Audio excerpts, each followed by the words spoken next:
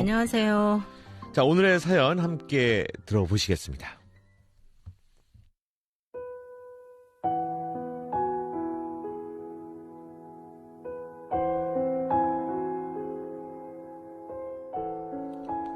저희 부부는 지방의 소도시 시장 골목에서 치킨집을 했습니다. 부부가 하루 종일 열심히 일했지만 수입은 점점 더 임대료 내기에도 벅찼고요. 경쟁업체는 계속 생기지 적자는 계속 쌓이지 더 이상 버틸 수 없어서 문을 닫고 말았습니다.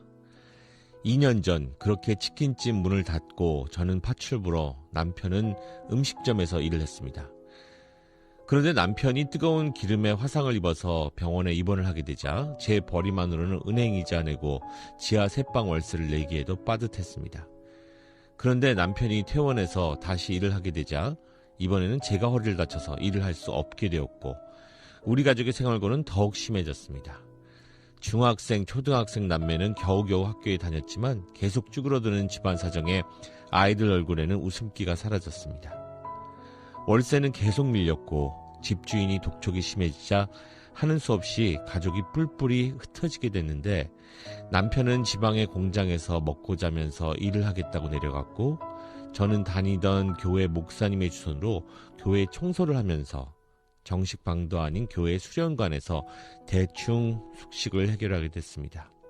아이들은 어쩔 수 없이 시골에 있는 큰아버지 댁에서 학교를 다니게 됐습니다. 그런데 얼마 전 중학교 3학년인 아들한테 전화가 왔습니다. 더 이상 큰아버지 집에서 살기 싫고 학교 자퇴할 거고 돈 벌러 나가겠다고. 전후 사정을 들어보니 형편이 좋지 않은 큰아버지 댁에 얹혀 살면서 눈칫밥을 많이 얻어먹은 모양이었습니다. 딸아이 역시 자기를 데려가면 안 되겠냐고 울면서 전화를 하는데 그런 날이면 억지로 딸아이를 달래지만 제 마음은 미어집니다. 어떻게 해야 할까요? 아들은 자퇴를 하고 돈을 벌겠다는데 중3이 자퇴를 하면 앞으로 어디 가서 어떤 대우를 받고 어떤 직장을 구하겠습니까?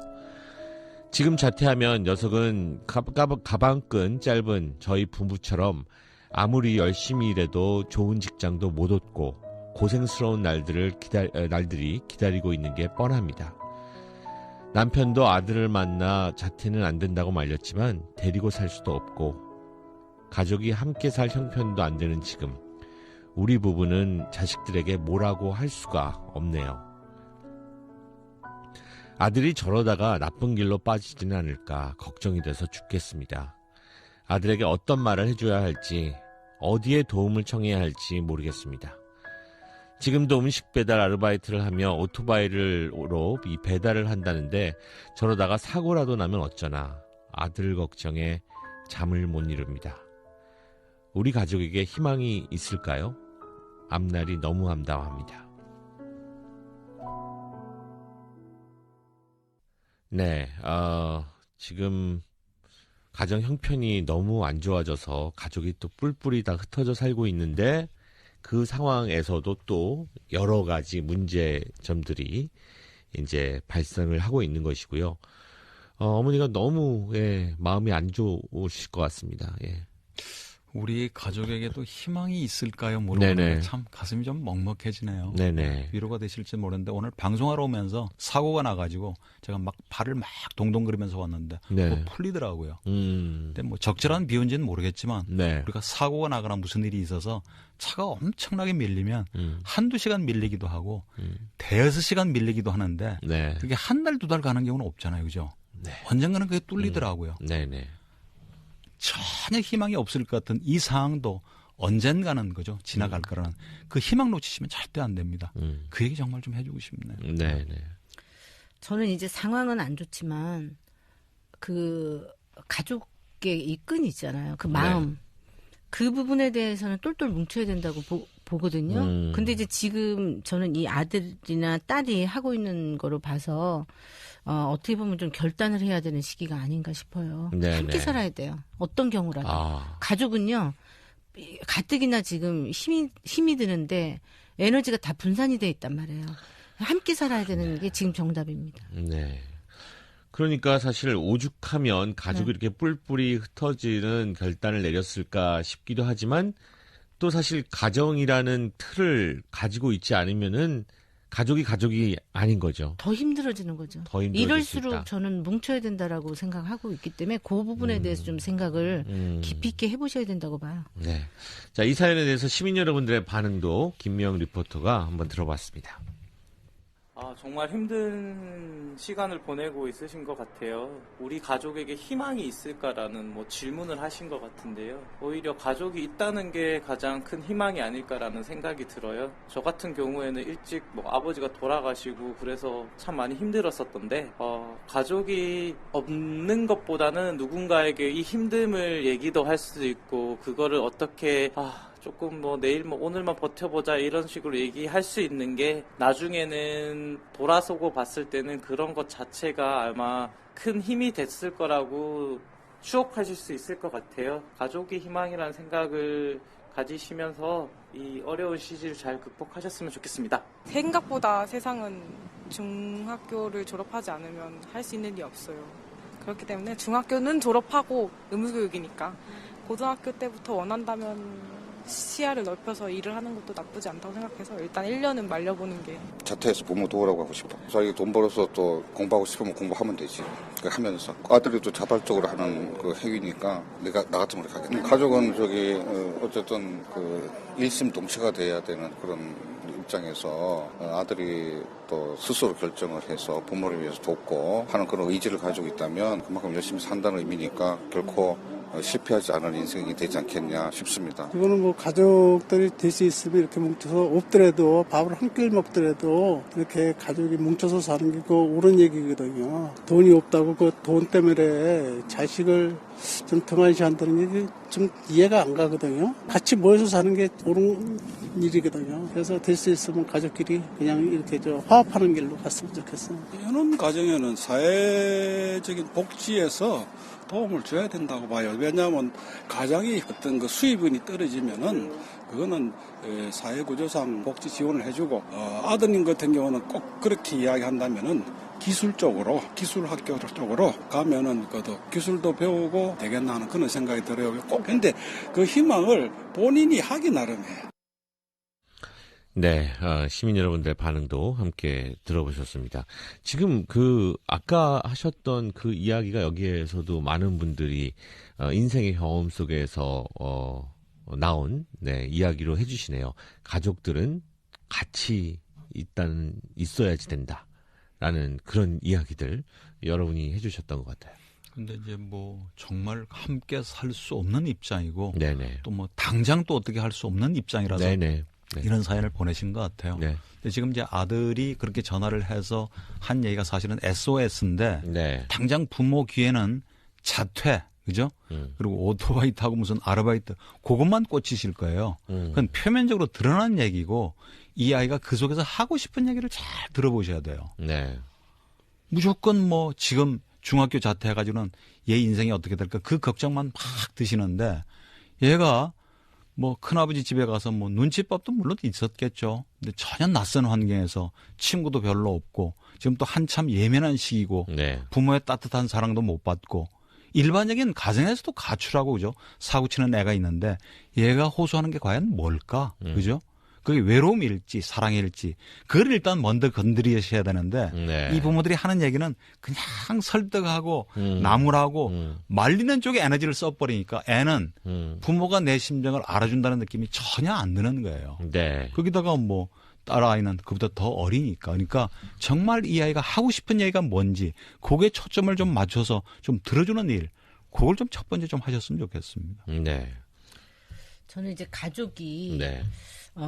이제 물론 이제 어떤 가족은 각자 떨어져서 열심히 이제 극대화시켜서 이제 돈도 벌고 이럴 수 있어요. 그런데 그 에너지가 있잖아요. 에너지가. 네. 그러니까 밖에서 아무리 고생이 되더라도 저녁이면 같이 모여서 에너지를 좀 뭉쳐서 네. 여기에서 충전을 한 다음에 그 다음날 또 나가야 되거든요. 근데 이제 이렇게 뿔뿔이 흩어지면 에너지를 모을 수 있는 시간이 없어요. 네. 그러니까 계속 외롭고 허기지고 힘들고 하는 나날이면 지친다고요.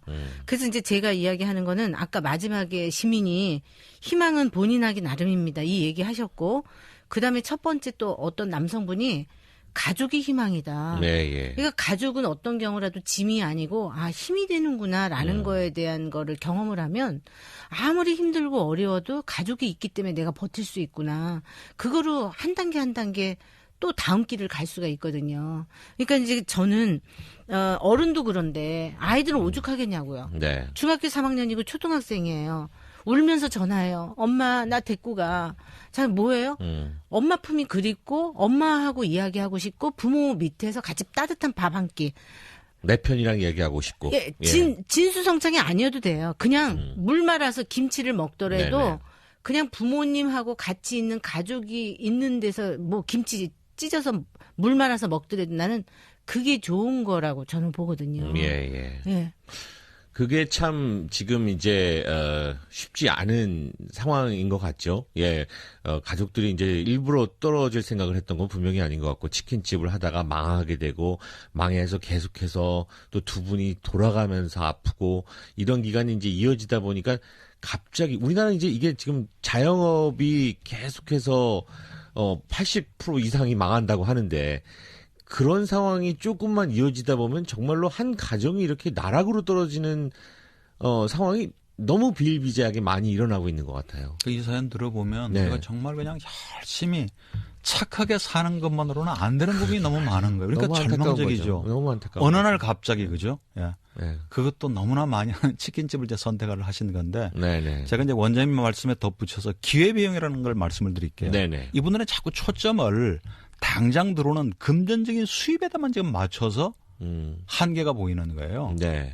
당장 들어오는 금전적인 수입은 좀 덜더라도 가족이 함께 하질 못해서 잃어버리는 거 엄청나게 중요한 것들이 있어요. 이제 학교 왔니? 네. 여보 나 들어왔어?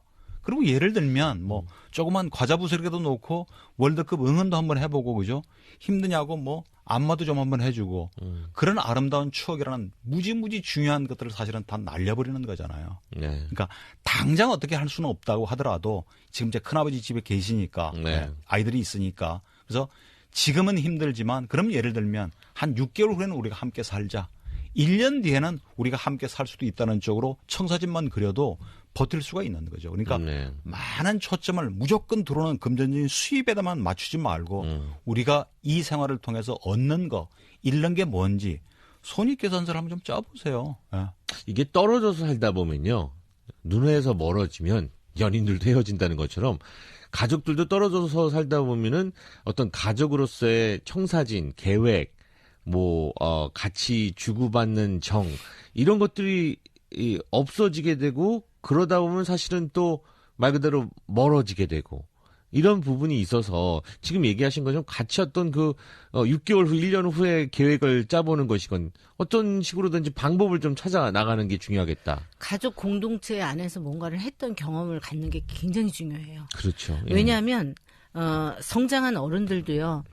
물론 돈이 없어서 가난해서 힘들었지만 그때가 그래도 좋았습니다. 이렇게 우리가 있잖아요. 기억을 하고 있어요. 한 방에서 예를 들면 돈이 많아서 예를 들면 각자 방에서 이제는 널널하게 살지만 관심 없이 각자 이렇게 살고 있는 거와 생각해보면 그때 당시에 단칸방에서 오밀조밀 6명, 7명이 모여서 이렇게 지냈는데 생각해보니까 그 시절이 참 나름대로 참 좋았다. 이렇게 추억하는 사람들도 많고요. 그리고 또 저는 아들이 걱정되는 게 오로지 돈과 관련되는 것만 지금 이거를 이제 기능하기가 쉬워요. 그러니까 내가 돈 벌겠다. 오로지 어떤 짓을 해서라도 나는 돈을 벌겠다라는 거지.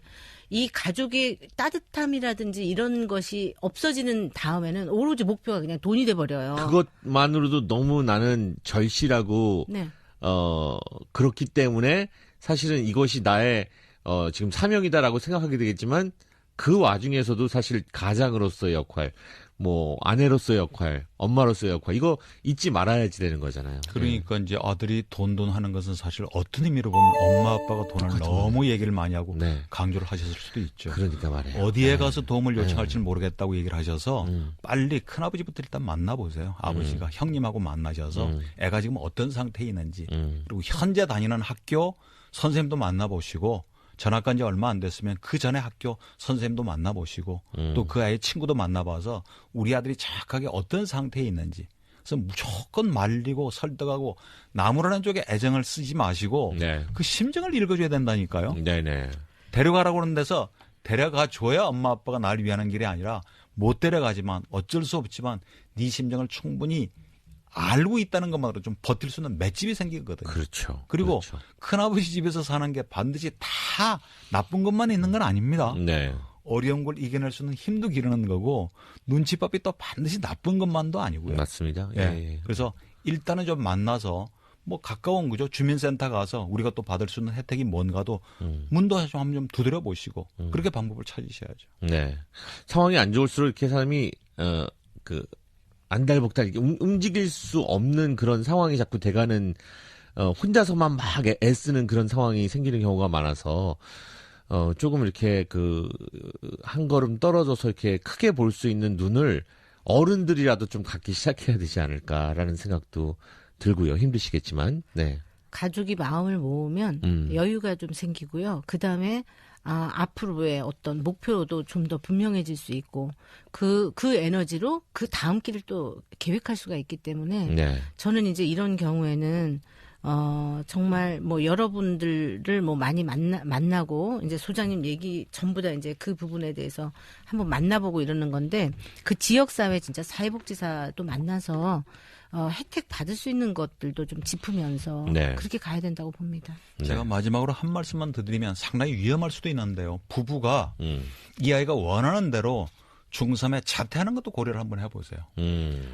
아무리 얘기를 해도 이것밖에 없다고 고집을 부리면 팽팽한 평행선이 되는 겁니다.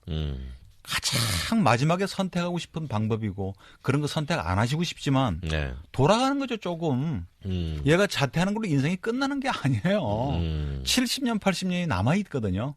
그 지가 원하는 대로 자퇴를 해보니까 오토바이로 아르바이트를 해보니까 그것도 방법이 아니고 힘들다는 것도 느낄 수 있기 때문에 가장 마지막의 수단이지만 이건 절대 안 된다고 퇴로를 막아버리지 마시고 전격적으로 수용하는 것도 일단 가능성에 두고 부부가 얘기를 한번 해보시라고 전 권하고 싶습니다. 이 모든 상황에 있어서 어떻게 보면은 자기의 마음이 누구한테 읽혀지고 있는가라는 것도 자녀들 입장에서 상당히 중요한 부분일 것 같고 또 무엇보다도 지금 얘기가 안 나왔었는데 부부가 같이 사는 게 지금 제일 중요하잖아요.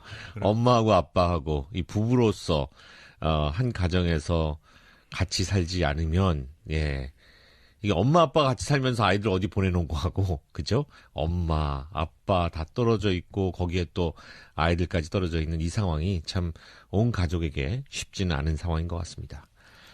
자, 오늘도 사연을 통해서 이 시대 한국인들 고민을 나누는 시간 한국인 심리학 콘서트 함께했습니다. 가정경영연구소의 강학중 소장님 그리고 나오미 가정문화연구원의 김숙기 원장님 다음 시간에 뵙겠습니다. 고맙습니다. 예, 고맙습니다. 감사합니다.